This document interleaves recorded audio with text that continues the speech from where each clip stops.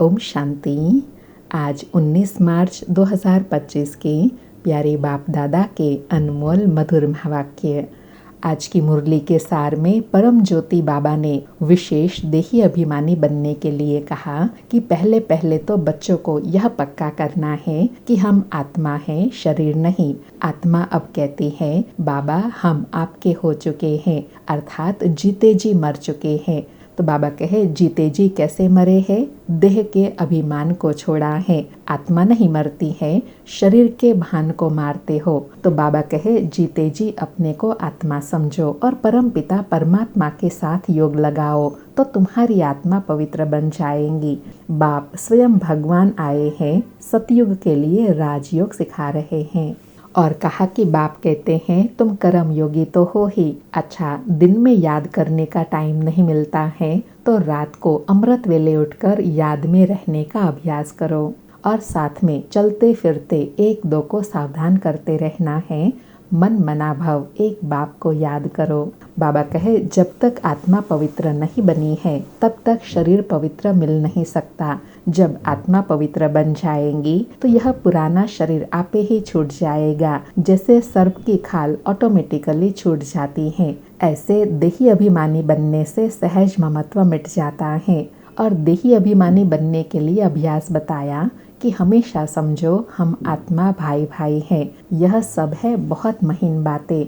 और जैसी स्मृति वैसी स्थिति का एग्जाम्पल दिया कि कोई को कहा कि तुम भैंस हो तो वह अपने आप को समझने लगा मैं भैंस हूँ तो दरवाजे से कैसे निकलूं। तो बाबा कहे, यह चिंतन की बात है। इसलिए बाबा हमेशा श्रेष्ठ स्वमान दिलाते हैं, देह से न्यारी श्रेष्ठ आत्मा समझो। फिर और आत्मा का पाठ पढ़ाया कि मनुष्य मुख से कहते हैं कि आत्मा स्टार है, भ्रकुटी के बीच में रहती है। फिर कहते हैं अंगुष्ठे मिसल, अब कहाँ अंगुष्ठा कहाँ सितारा। और फिर मिट्टी के सालिग्राम भी बनाते हैं।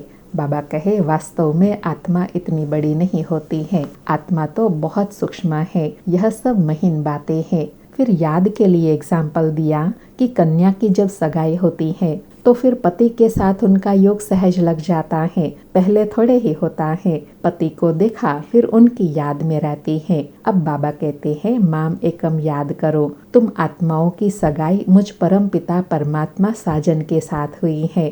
फिर कहा कि जो अच्छे अच्छे पुरुषार्थी बच्चे हैं वह सवेरे सवेरे उठकर देही अभिमानी रहने की प्रैक्टिस करेंगे, क्योंकि वातावरण शुद्ध होता है, एकांत अच्छी होती है। और नशे में रहने के लिए कहा कि निरंतर स्मृति बनी रहे। जो बाप हमको विश्व का मालिक बनाते हैं उनको हम कितना याद करते हैं। बाप की याद और 84 जन्मों के चक्र की याद रहे तो भी ओह सौभाग्य है। फिर कहा कि तुम बच्चे अभी पढ़ाई के आधार से साक्षात्कार करते रहते हो कि हम यह बनेंगे, यह पद पाएंगे। जब तुम अपने लक्ष्य को पाएंगे तो यह पढ़ाई पूरी हो जाएंगी। बाबा कहे, फिर तुम प्रारब्ध भोगते हो। फिर वहाँ सतयुग में बैरिस्टर, डॉक्टर आदि की दरकार नहीं रहती है, क्योंकि इस पढ़ाई से तुमको सब वर्षा मिल जाता है। सतयुग के सब हुनर यहाँ संगम से सीख कर जाते हो। फिर बहुत विशेष सम्मान दिलाते कहा कि तुम बच्चों को तो प्रजा में नहीं आना है, तुम तो यहाँ आए ही हो मम्मा बाबा के तख्त नशीन बनने, अर्थात उनकी गद्दी के अधिकारी बनने का पुरुषार्थ करते हो। तो बाबा जो श्रीमत देते हैं उस पर चलना है। और बाबा फर्स्ट क्लास श्रीमत कौन सी देते हैं कि एक मुझ बाप को याद करो तो तुम तख्त नशीन बन जाएंगे। और लास्ट में ड्रामा का पाठ पक्का कराते हुए बाप दादा की रूह रिहान चली कि ब्रह्मा बाबा शिव बाबा को कहते हैं आशीर्वाद करो, खांसी के लिए कोई दवाई करो या छू मंत्र से उड़ा दो। तो शिव बाबा कहते हैं नहीं, यह तो भोगना ही है। शिव बाबा कहते हैं मैं यह तुम्हारा रथ लेता हूँ, उसके एवज में मैं तुमको 21 जन्मों की बादशाही देता हूँ, बाकी यह तो तुम्हारा हिसाब किताब है। बाबा कहे, हिसाब किताब तो हर एक को अपना चुकतू करना ही है। मुझे तो तुमने बुलाया ही है पुरानी दुनिया को नई दुनिया बनाने, नर्क को स्वर्ग बनाने। तो मैं आया हूँ सेकंड में विश्व की बादशाही देने के लिए। और अंडरलाइन कराया कि सतयुग त्रेता में कभी कोई रोते नहीं है, छोटे बच्चे भी नहीं रोते, रोने का हुक्म नहीं है। वह है ही हर्षित रहने की दुनिया। तो सदा हर्षित रहने की प्रैक्टिस अभी यहाँ संगम पर करनी है, तभी यह संस्कार वहाँ सतयुग में ले जाएंगे। सुनते हैं आज के प्यारे बाप दादा के मधुर महावाक्य। आज बाबा कहे, मीठे बच्चे, तुम्हें इस पुरानी दुनिया, पुराने शरीर से जीते जी मरकर घर जाना है। इसलिए देह अभिमान छोड़ देही अभिमानी बनो। आज मुरली से प्रश्न है, अच्छे अच्छे पुरुषार्थी बच्चों की निशानी क्या होंगी? उत्तर में बाबा कहे, जो अच्छे पुरुषार्थी हैं वह सवेरे सवेरे उठकर देही अभिमानी रहने की प्रैक्टिस करेंगे। वह बाप को याद करने का पुरुषार्थ करेंगे। उन्हें लक्ष्य रहता है कि और कोई देहधारी याद न आए, निरंतर बाप और 84 के चक्र की याद रहे। यह भी अहो सौभाग्य कहेंगे। सारी मुरली से धारणा के लिए सार है, बाप से आशीर्वाद मांगने के बजाय याद की यात्रा से अपना सब हिसाब किताब चुकता करना है, पावन बनने का पुरुषार्थ करना है। इस ड्रामा को यथार्थ रीति समझना है। दूसरा पॉइंट, इस पुरानी दुनिया को देखते हुए भी याद नहीं करना है, कर्म योगी बनना है, सदा हर्षित रहने का अभ्यास करना है, कभी भी रोना नहीं है। आज प्यारे सतगुरु का वरदान है, प्रवृत्ति में रहते मेरेपन का त्याग करने वाले सच्चे ट्रस्टी मायाजीत भव।